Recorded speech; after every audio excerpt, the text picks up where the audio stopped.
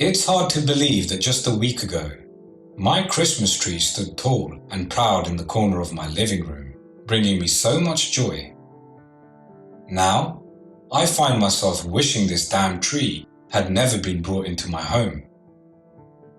What few pine needles remain on it are brown, and its trunk is bent over like an inflexible person reaching for their toes.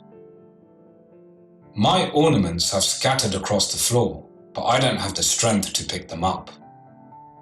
I've been feeling really sick these past few days, and it's getting worse. Last week, I returned from work and found a post-it on my door. Used your shower, left you a gift, kisses, Mum. My parents retired a few years ago and moved to a campground away from the city. It was nice and all, but they didn't have any running water in the winter, so they occasionally stopped by to do laundry and to shower. When I opened the door, Rex, my Labrador, greeted me excitedly. I know, it's a stereotypical name. In my defense, I got him when I was 9, and I was all about dinosaurs back then. I still am. I have an awesome T-Rex magnet on my fridge that isn't going anywhere. Rex was surprisingly spry for his old age, and I happily met his demands for attention. Running my hands over his soft black fur, I removed my coat and threw it in the general direction of the nearest hangar.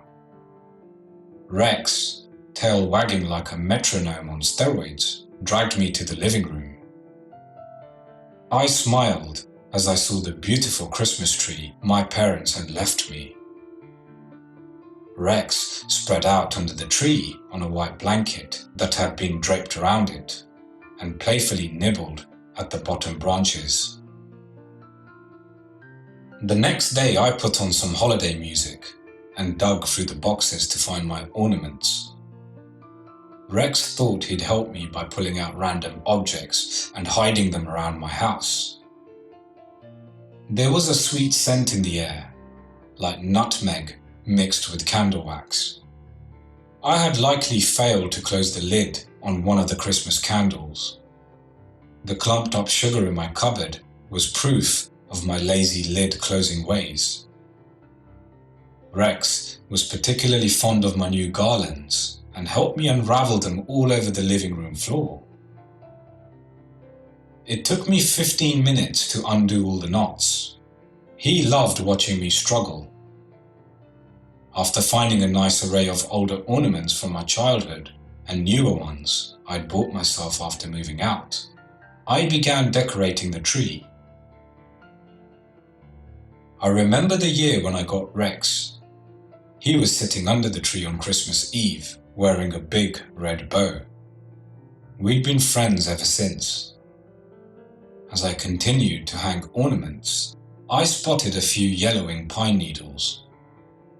I carefully plucked them off and tossed them in the garbage. Their absence did not take away from the tree's splendor. After a while, I noticed Rex wasn't by my side anymore. I looked around my house and found him curled up on his doggy bed, which was pretty unusual in and of itself. I'd only seen him sleep there twice since I bought the thing. Rex pretty much preferred the foot of my bed. "All tuckered out, her boy?" I teased, scratching him behind the ear. He whined lowly and closed his eyes. I let him be. Took a few moments to send a thank you email with a photo of the decked out tree, and then started out on supper.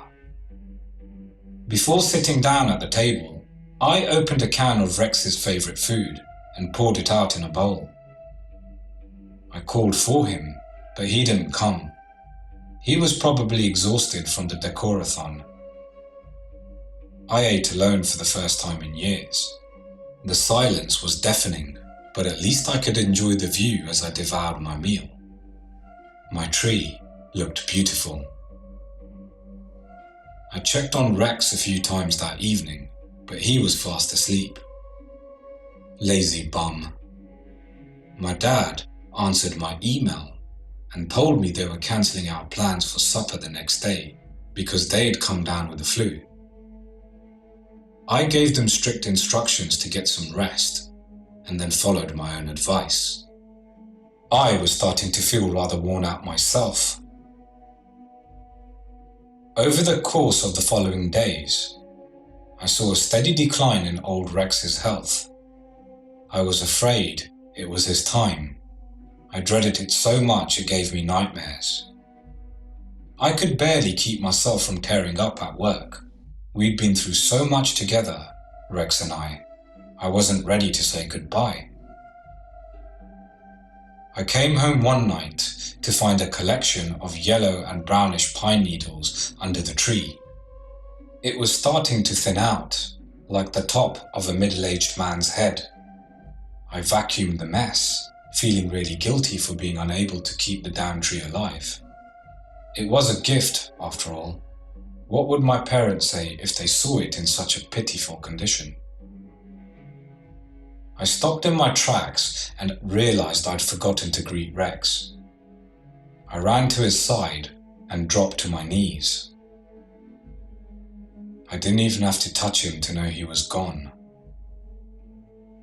My lips quivering and my eyes dripping, I gave him a final hug.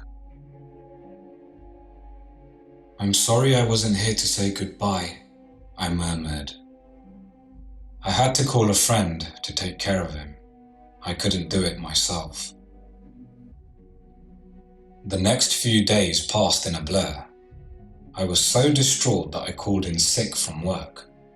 It wasn't a complete lie, since I felt like I had caught what was ailing my parents. I emailed my dad to tell him about Rex. He loved that dog almost as much as I did. He liked to kidnap him for week-long camping trips. He claimed we had shared custody of him. Though my parents' laptops were typically at arm's reach, I didn't get a reply. Dad was probably moping around the campfire and needed his space. I coped by turning into a complete hermit, leaving the house only once to take out the trash and overflowing recycling bin. I can't remember why the recycling bin was so full. I don't recall putting much stuff into it. Meanwhile, my Christmas tree continued to decay. I was too much of a wreck and too worn down to bother taking it out to the dumpster. I let it rot slowly in my living room. Since yesterday, I've been getting these awful headaches, and my nose keeps bleeding. I spent most of the time laying in bed or sitting at my computer.